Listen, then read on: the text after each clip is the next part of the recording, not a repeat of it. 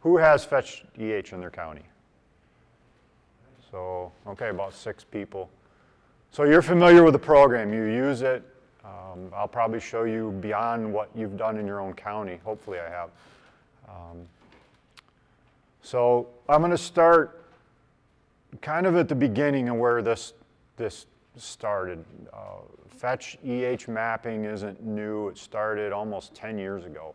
It started with a health officer grant between 4 counties, including Bay County.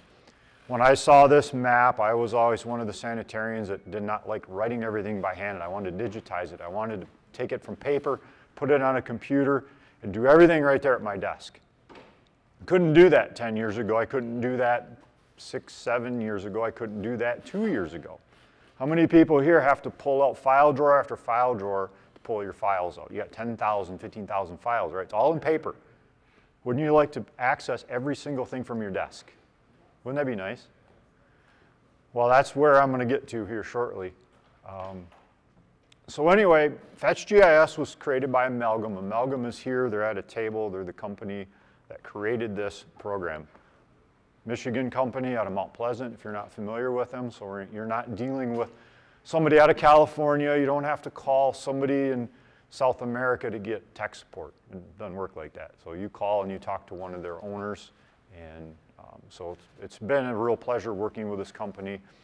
We've developed software along with them. Basically, they want software that works how the sanitarian wants it to work. So if you want software that works in the eyes of what you would like to see, this is kind of how this was developed. It wasn't developed by people sitting in an office and they say, hey, this is what I think they need. No, they consult with real sanitarians, people that are in the field, bending their augers every day and probing and saying, man, I wish I had a tool to do this on a computer or a cell phone or a tablet. You can operate this. So worked with this program for years and years and years. We still had file drawers and file drawers, 12,000, almost 13,000 files in file drawers we were still pulling out to look at. So we scanned them all. And I'm sure a bunch of people in this room have scanned records. Who has scanned records? Okay, oh, less than I thought actually. So that was the first step. We scanned everything. So now you can go, instead of opening the file drawer, you can pull your scanned records. Well, it's still not mapped and it's not in a digital format. It's just a scanned PDF. So how do you put all that data into a GIS map? Well, you need money, right? So who's got $250,000 laying around? That's the problem. No hands go up. I know Tanya, I believe, has some money, and maybe they're going to move into some mapping such as what we have here. So I applied for a grant. Everybody know what a 319 grant is? So we have in Bay County, if you're familiar with Bay County, Saginaw Bay. Saginaw Bay has Saginaw River. Saginaw River has a lot of bacteria that float out into the bay. So what do? We close beaches. It's a bad thing, right? Well, not when you need money. Because of that, we have detrimental impacts to the water.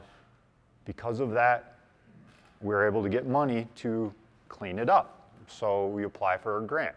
I applied for $250,000. It was approved.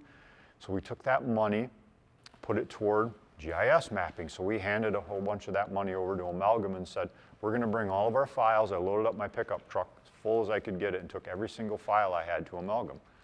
They took the files we had and they mapped everything they could map from our paper files within Fetch GIS. It took them a year.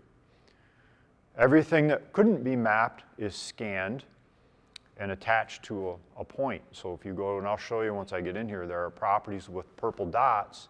It's like opening up the table of contents for this property. It shows you everything that was scanned in. It shows the archaic file from maybe 1958. 1958, you have 200 foot of trench, signed with a date, and that's it. That's all you have to go on. So, okay, not real helpful, but we know some history. We know more than nothing, and that is in the map. So everything that we had in our drawers was either mapped in or scanned in to Fetch EH. Every single file that they had, we brought back, put it upstairs in storage. It could burn to the ground, and we still have all of our data. It's stored, it's safe, it's accessible. So it's all here in the map. We have almost 13,000 records mapped in Fetch GIS in Bay County, Michigan. That is more mapping on the septic system level than any other county or state in this country. We've looked across the country to find out who else is doing this, what kind of maps exist out there. Nobody has anything that even comes close. This is it. We have, I think, the most comprehensive system you can find. There are some mapping projects that have been done down in Georgia and some other states. They're county by county. Some of them are funded by government and created by government, so they're not even maps you could buy. You can't even buy the software. But so all we have is a software package that anybody can go buy. It's kind of an off-the-shelf, I guess I could say, package, but there's customization built into it. And this is a program built mostly for health departments, for folks like you. So who would be interested in having software like this?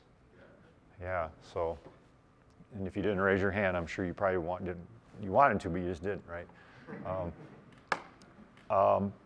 I don't want to sound like a salesman up here. Sometimes I think I sound like a salesman. They probably don't mind that because I talk about the software like I'm selling it. I'm not. I'm a health department guy. But I do like the software. And Dave has heard me talk about this, and he's probably thinking, yeah, you sound like a salesman. Maybe I do. I don't know. But if I do, I apologize. That's not the intent. But I want to show you what we can do with it, why it's a great tool, why I like it, and how it can benefit anybody in the health department. And when we get about 10 minutes away, remind me, because there's more to mapping than just septic systems. I want to talk about other things we're doing with GIS. So just to give you an idea, this is one of the systems that was done recently. We mapped this site, both septic tanks. You have a new septic tank here, a new septic tank here. You can see where the lids are. These are the old tanks. Here's the piping that runs out all the way in, goes to a T, goes into the septic system. So you'll see a little blue dots. Those little blue dots all the way along here represent GPS points. So we walk out in the field with a little orange vest on, GPS unit in our pocket, antenna sticking up above our head, and we walk out, stand where we want to map. We've got to figure out where that little antenna is, map that point. Walk up, map another point. We'll map the corners of the septic system. These 4 points are the corners of the septic. You'll see blue points here. Those are the corners of the septic tank. And you see this little point, how it's off from those. So we approximate the corners. The accuracy of the GPS units is about a foot. The little antenna sitting here, if you move like this, that point moves a foot. And you can watch that point move. That's how accurate these GPS units are. They're not 1 inch, they're about 12 inches of accuracy. So we're not talking survey grade $30,000 GPS units. If we had that, we would have to have a special pole and a point. It's a little bit more involved than probably anybody in this room is used to. Anybody here do survey GPS? Okay, so you're familiar with that. But you have base stations and you're bouncing signals back and forth and doing correction. We don't get quite that deep into it, but we have GPS units that are capable of what they call sub-meter accuracy, and in the case, most of the time, about sub-foot, or about 1 foot accuracy.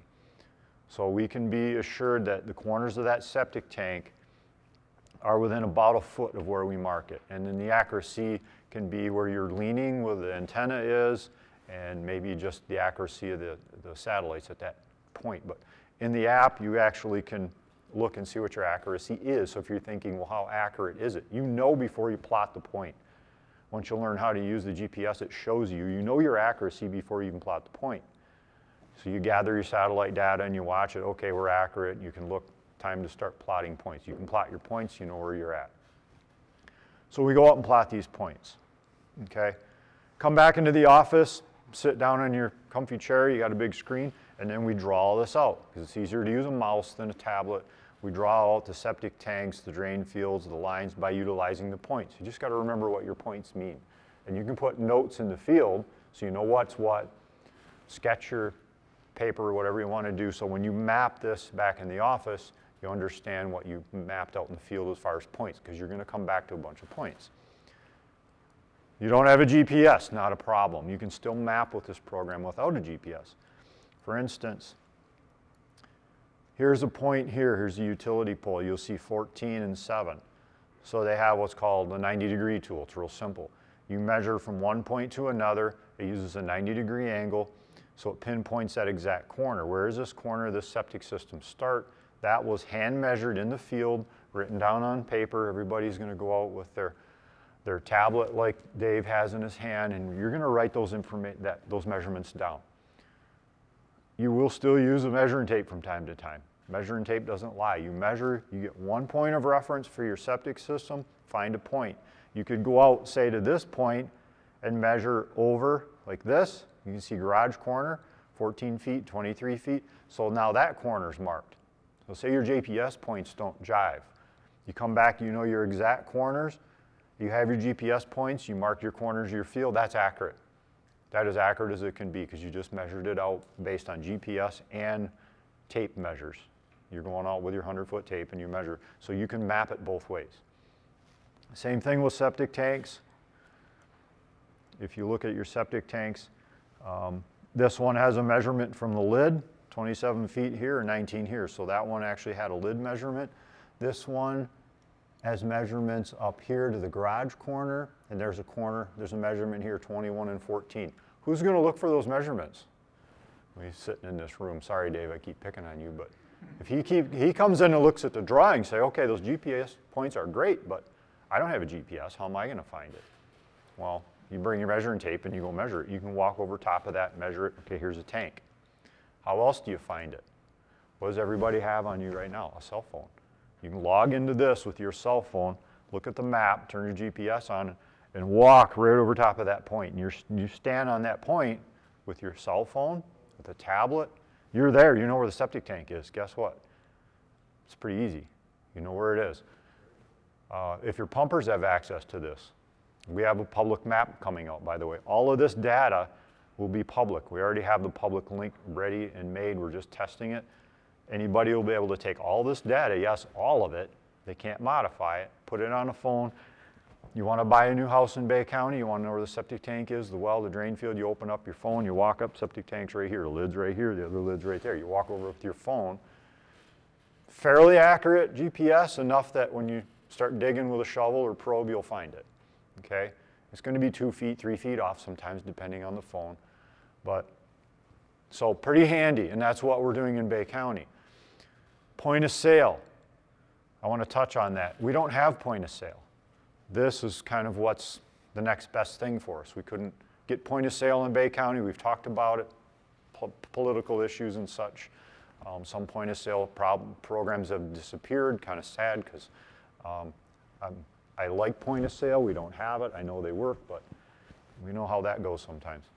So homeowner wants to know what's there, or a real estate agent. It's all here. We have it now in Bay County. Within the next few weeks, we'll have this on our website. You can go in, you click on the link. Every bit of data we have is there in front of you. Yes, everything.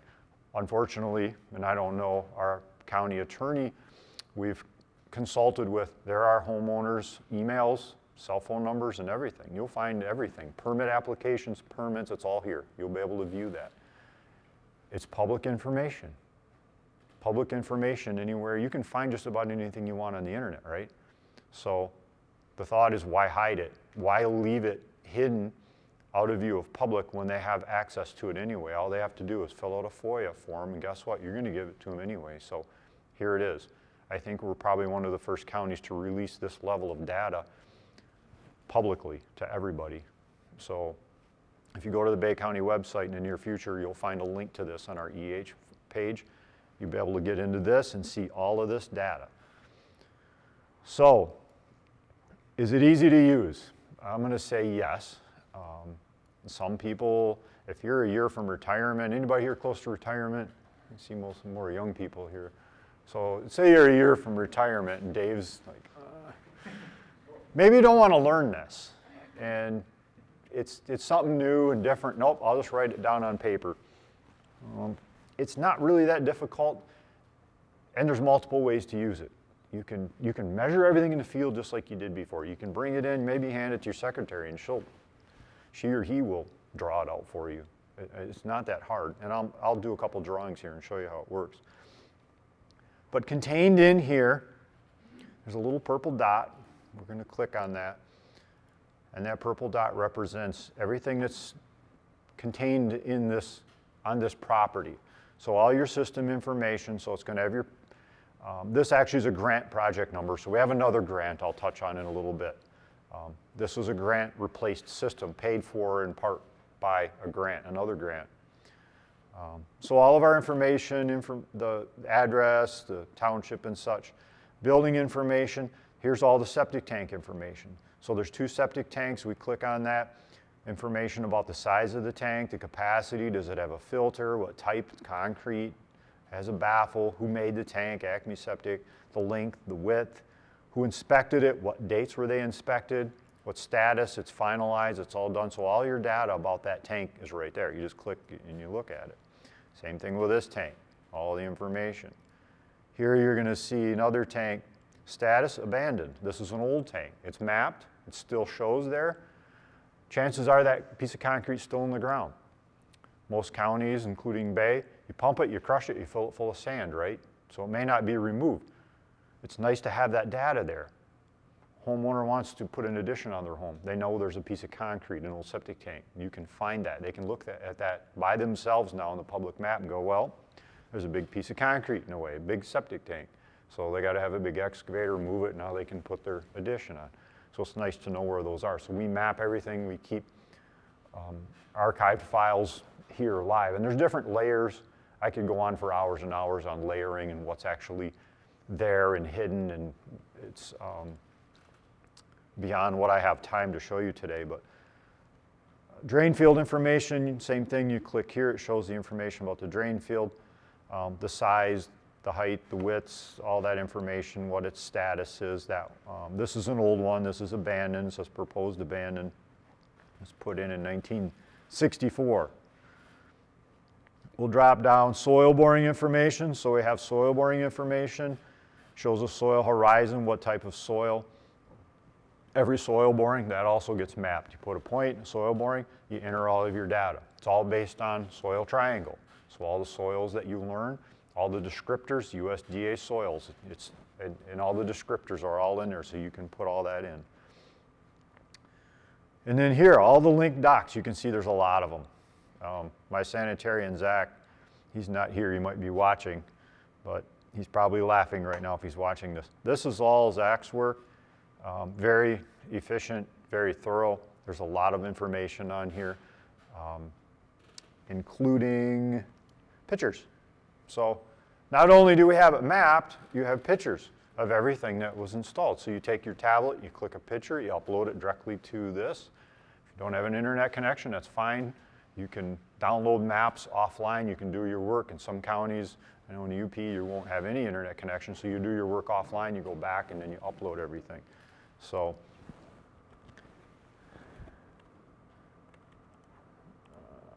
get rid of that.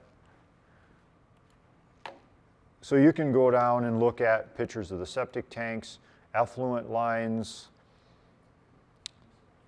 more effluent lines. That's fine. Drain field pictures, so it's all there. So what's buried underground isn't just gone away. You can actually look at pictures. Some homeowners take pictures, but generally, health departments don't have a platform to save this. You take all the pictures you want. It's all stored out in cyberspace. It's safe, and you can store all the pictures you want. So if you're wondering, how many can I store? As many as you want. Take all the pictures you want. You can store them there. They're there for, well, as long as I'll be alive, and forever, I guess, if you want to use that word. So you take pictures of everything.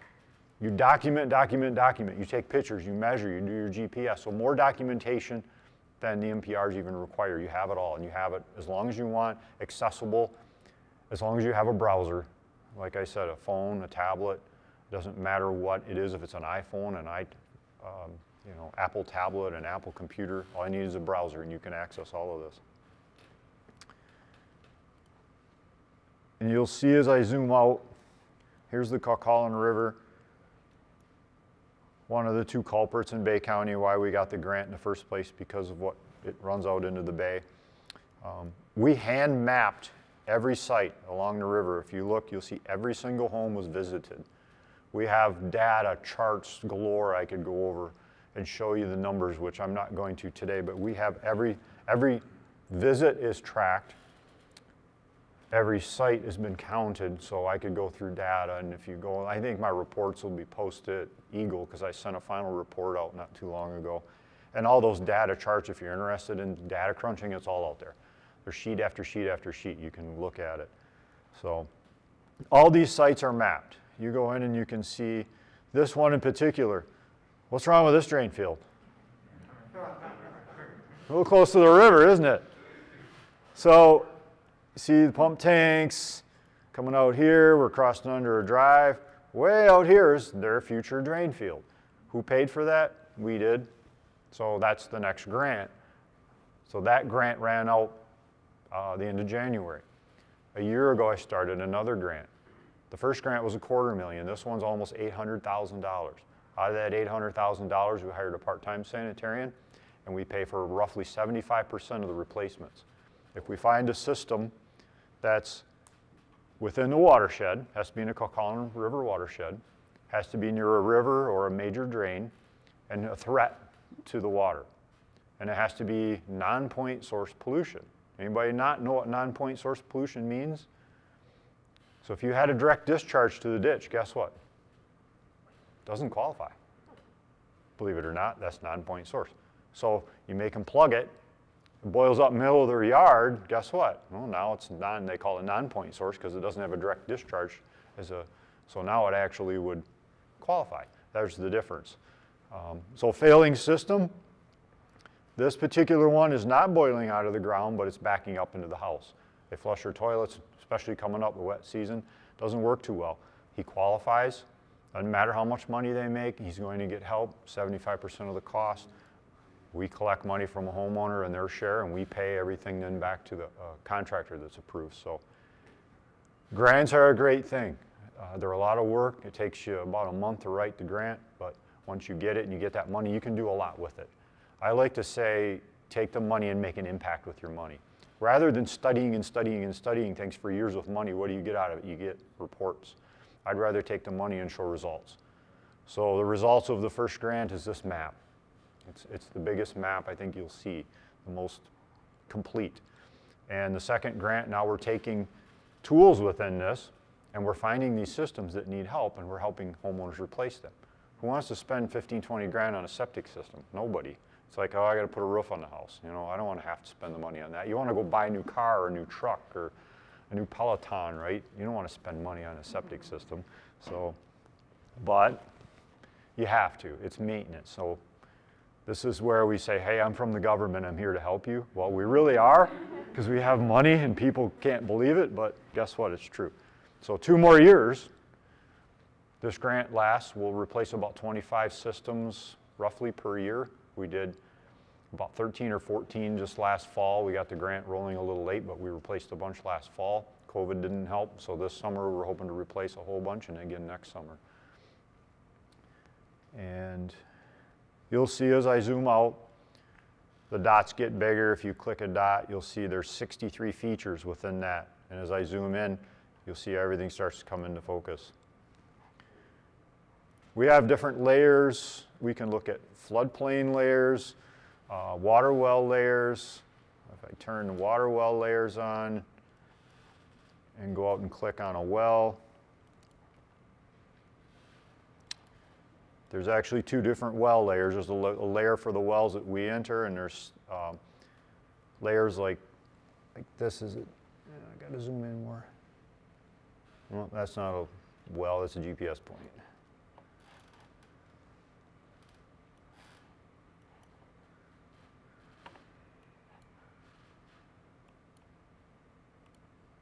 Okay, so well ID, everybody know what that is? Can you see that up there? Yeah, it's kind of hard to read. Well logic, so I click on that, takes me right to well logic. So you have access to all your well logic, well logs. Rather than trying to find that well log and find the ID, you don't have to log into well logic anymore. You click, boom, there, it's right there. Simple, fast. Other layers on here, we have soil layers. If I look at my Bay EH layers, I can turn on the soil layer. Everybody has soil books in their health department, right? Very familiar, except now they're in color and they're all on the map. So you can go and look at your soils before you even visit the site. We have water and sewer lines. So you can see there's water lines up and down this road. Bay County has a lot of municipal water lines. Sewer lines are in here too. We have storm drains, hydrants, and sewer lines. So if we pull up, you can see the yellow lines. You look down here, force main, gravity mains, we can see where we have sewer. So we know if they have sewer available or not. Michigan law, how many feet from a sewer line? A little trivia question. 200 feet, exactly. If you're over 200, you might be able to put a septic system in. If you're less than 200, guess what? You're hooking up. Unless it's a pressure main, there's some exceptions to it. We can turn on other layers. I could go on and on and on, but we have soils, we have water and sewer layers, terrain layers, which is nice, so you want to look at the topography. Where are you going to put the drain field? You want to look at drainage to the site. You can look at a lot of that before you even visit the site. And some of these sites have, you know, quite a difference in topography, so you can look at the soils, look at the topography, figure out, you know, where do I think I want to put that septic system even before I get there. You can change opacity levels so you can see through that coloring. We have watershed boundaries, flood hazards, wetlands. All your contamination layers are all built in here too. This is everything. If the map's available, the layer's there, you can put it in your map. So everything is at your fingertips. Generally, before you go to a site, how many websites do you go to? 3, 4, 5 websites to check everything. Okay, before I go to this site, I gotta do my homework. You go into all these websites, you got them saved in your favorites in your browser, you're looking for all this before you even visit the site. With Fetch, it's all in one place. It's right there. You can go out, sit in your car and go through your tablet and review this before you even step foot on the property. Not in this map, but they actually have Google Street Views are linked. In some of the public maps, you can go to your site, not only see this, but you can see the Google Street View. They have that linked into some of these, and you could have that added, I'm sure, to your maps. We don't have it added to this one, but not only can you see your recent aerial photography, all of your mapped items, you can see Google's map, Google Street View, everything. There's different tools. I'll show you something called layer swipe. Let's go here. So let's say you have a suspected sewage failure site. What do you see there? See some trenches? Kind of see the outline of them? If you go into layering here, watch when I turn on 2010. Little difference. So different years, different aerial photography. Yeah, you can see where every septic trench is. So we had a complaint. I just remember this because we had a complaint. Neighbor thought it was failing. We went out and took a look at it. Not doing real well, but it's not spewing out of the ground. It wasn't one that we said, hey, you got to replace it right now, but one we keep an eye on. But we can use this as a tool. You can look at when somebody says, I didn't put that septic system in. That's been there ever since I've been here. Well, then you use another tool called layer swipe. Let's say we want the left side is 2020 and the right's 2010. We just do this and we just move that line back and forth. So you can see now, then. And it's just a neat tool to go in, and when people are lying, because people do that, you guys, you'll find out as you're a sanitarian, you turn into what? A human lie detector.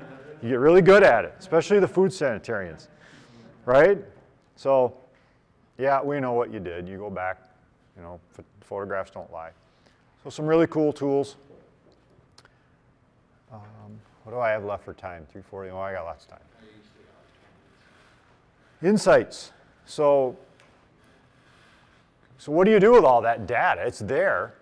Can you print reports? How many in here are thinking that already? What can you do with it? Can you print reports? Yes, you can print reports. On what? Your imagination is wherever you can take your imagination, it's there. If the data is there, you can print a report on it. You can find it. You can look for it. So let's go back in. We're going to turn our map layers back on like that. We'll pick on one township, so I'm not pulling data for the whole county, because it's 13,000 records, it takes a little longer. So let's look at this township. So we're going to go into what's called insights. I'm going to pick Kawkawlin Township. That would be my chosen township. And I want to do a report. And I want to know, and I have a bunch of filters already saved in here. I want to know, let's say, every house that has a septic tank that's older than 1970. Real simple. It's only one layered query. And I want to see results in that. I hit execute. So it's thinking, it's looking, it's checking every date of every septic tank that's ever been entered in that township. There's 1,335 features, 1,335 septic tanks in that township. So here pulls up a report. 129 records. Here are all the records. And I can take in these columns and I can select and deselect what I want to see. So I can just leave the street name, I can just leave the address, number, zip, whatever. I can turn on and off different layers in my report. I can click on individual addresses and it'll take me to that address on the map. I can print this list out. If I hit report, I can print the list out with a map. Every red dot is a hit where there's a septic tank older than 1970. I can play around with that before it prints. I can go in here. Here's the list of every single house. And I can put their names, addresses. I can print that report out. When I go to print, I can actually print labels and pretty much anything I want. Once you go into print features, you can print it out in labels and you can mail everybody in that list and say, hey, we realize that your septic tank is very old. It could be at risk. You know, contact the health department. We'd like to come visit your property. So you probably won't get a real good response from that. But so that's just a simple query. But if you get into the insights, you'll see the colored dots are all red. That's every point. You can get in, let's say we want to look for capacity of septic tanks under 1,000 gallons. So we pick that. Now we're going to see every septic tank is under 1,000 gallons, which means it's probably old before we required a minimum of 1,000 or 1,250. So it's going to come up with all of those. And we run several queries, and we've taken the queries, pulled the info, put them on other lists. We have Google Sheets lists that we use separate. And my part-time sanitarian that works in the new grant actually is going to go out to the worst of the worst and knock on doors. Do just what I said. I'm from the government. And hey, don't shoot me. I got money, right? So they're gonna come to this homeowner and say, okay, if I look at your septic, you have problems, well, we can help you, and we do. So, and here's the list. So 400, just in that township alone, there's 400 septic tanks that are less than 1,000 gallons. So quite a few. So you gotta narrow them down more. We can go back in and we can do queries upon queries, so you'll see we can add and stack the queries up. If you've done queries, you got to realize that every time you add another statement, it could affect the one you already did, so you got to do them in order. That does get a little bit complicated, but you can run queries on and on and on. So we'll find, like even here, permit number null. I can find out which ones don't have permit numbers and such. There's another way I can look at data. Maybe I want to look at septic tanks, and I want to look at approved dates. So if I click approved dates, see the colors in here? If you look down here, the newest septic tanks are green, the oldest are red. So if I look at the map and you look at all the colors, now what I can do, if I turn off some layers, and I just want to see pure data, I can take my base map, make it gray. So you can clean your map up. It's a little slow sometimes. Our internet connection, I tested, it's pretty slow. It's like 40 megabyte download and 90 up. I don't know why, but it is a little slow. So it should be changing that map to gray. But if I turn off layers, all I have left are my data points. So you see anything that's closer to green is a newer tank, anything that's red is older. And you can click on those and you can start going through the information here and you'll see it's an old system. So that system was mapped in 2019 and Actually, that one's missing a date, so that's why it popped up, because it doesn't know. So you can run queries on multitudes of data and look at colored dots. So it's a visualization. You can say, okay, I just want to visualize the map. I want to know where are all my old septic tanks, my old drain fields. Or maybe I want to know where contractor ABC put all of his systems in, because maybe he was a problem contractor. You can go there and say, okay, I want to know, so be installed by, and then I can pick, let's say, one contractor, or you can look at multiple. They're all different colors. And you'd have to do some filtering, and you can actually filter out different contractors, but they're all set by a color. And once you do that and you pull your list, we can do a score. You'll have multiple colors of different contractors. This is actually, yeah, it's mostly reds and greens. I don't see any purple. Yeah, the best way to do this is to filter. You got to go in to do some more work, and you can create filters. You can filter out contractors. You can filter out sanitarians. You can look at one sanitarian and say, okay, I want to know every site this sanitarian approved in year 2019. And you can go to the next sanitarian, how many did they approve in 2019? And you can, as a manager, you might say, okay, this sanitarian did 40, this sanitarian did 80. Well, I guess you better redo your area. So you either that, or maybe somebody's working harder than the other. Chances are you got to redo areas. So you can actually, as a management tool, look at your areas, look at numbers, look at who's doing what, and you can redo and remap your areas. A lot of sanitarians and counties still do that. Sanitarians either have a designated area, or they may share, but it's a good management tool. Like I said, I could go on and on and on, and you can get into insights. I could spend a week on insights just because of the power of the tools here. It's endless. So, and I play with it a lot, but you can get into the point where you do a query, it doesn't work because you got to rewrite the query. And but very, very handy tool. This little button, if you're wondering, if you're outside and you have a hard time seeing it in washed out sunlight, they actually have a button to darken the screen and change it, so when you're looking at it in direct sunlight, you can see that outside. Because we had some problems with some tablets where you couldn't see what you're doing in July and the sun's right over your head, so you can actually change the coloring and the contrast to your form.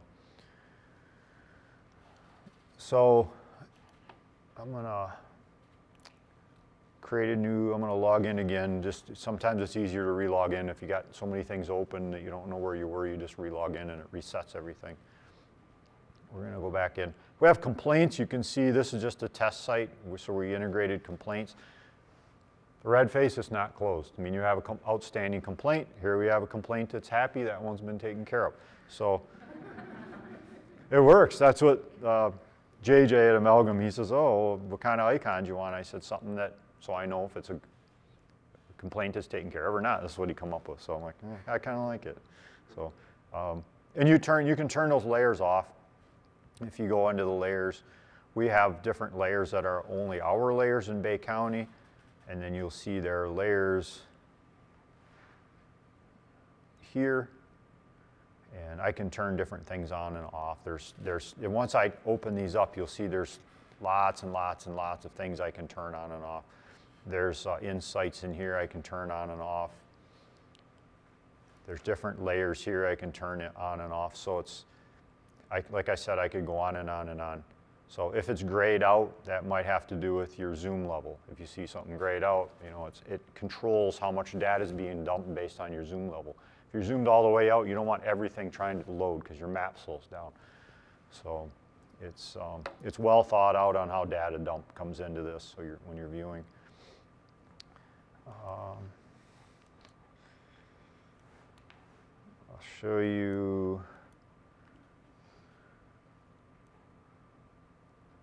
Trying to think where I have some more images, pictures. I have a question. Sure. So let's just say you have 5 field sanitarians and they're doing inspections every day.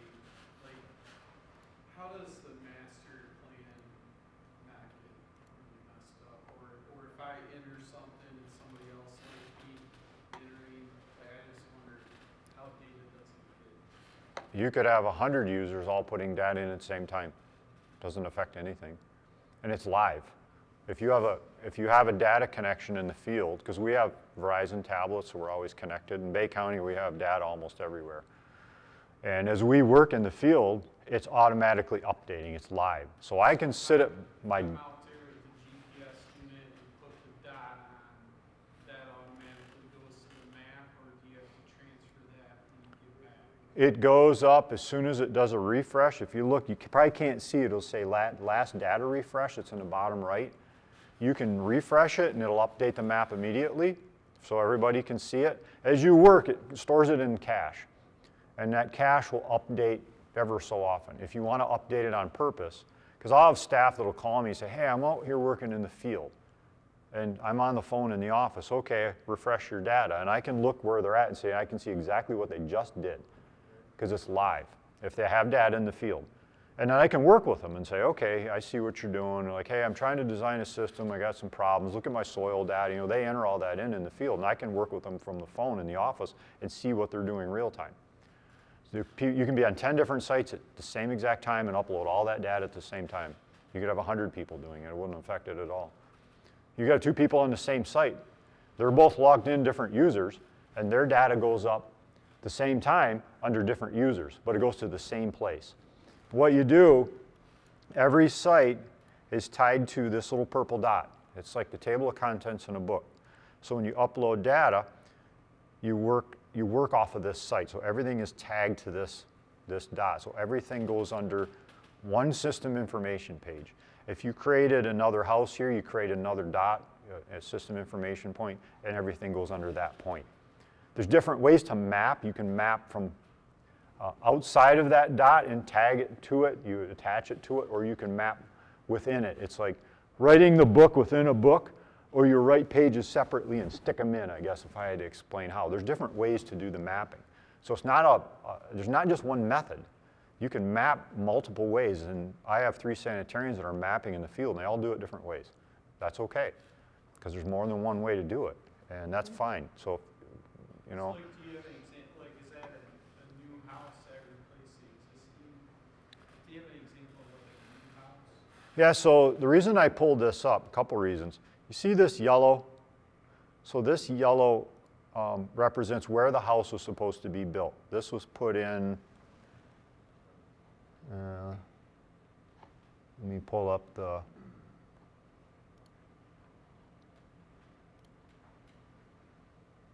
let's pull up the drain field information. 2018, that drain field was put in. The last flyover was 2015 when this was done in 2018. 2020, we did a new flyover.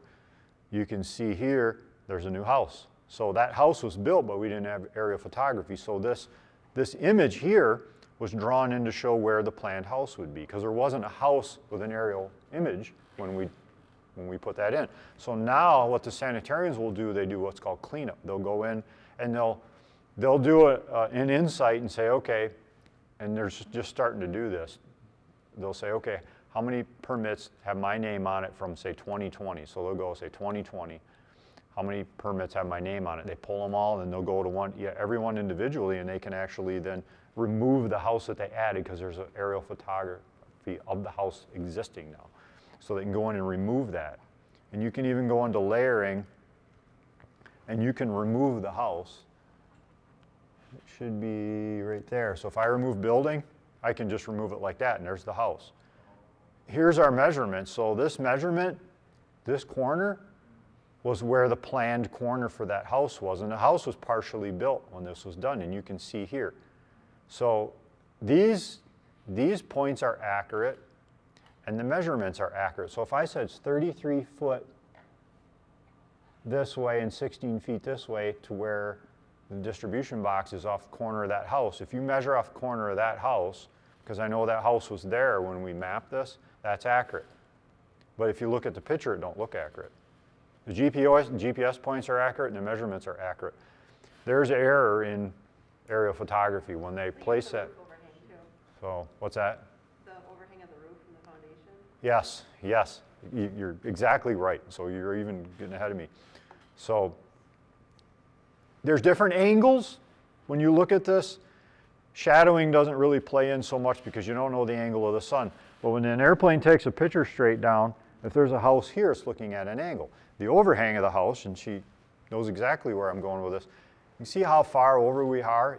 If the airplane was on this side and taking a picture down at an angle, it may look like the overhang of that house is way over here, and you think that point's off. It's not. That point is on the corner of the house. So remember in aerial photography with GPS or GIS, if you have an elevated object, but the picture's been taken at an angle, it'll superimpose that image in an area that doesn't seem accurate. Trust your GPS. If you have a good GPS and you know when you took those points, you can trust that GPS.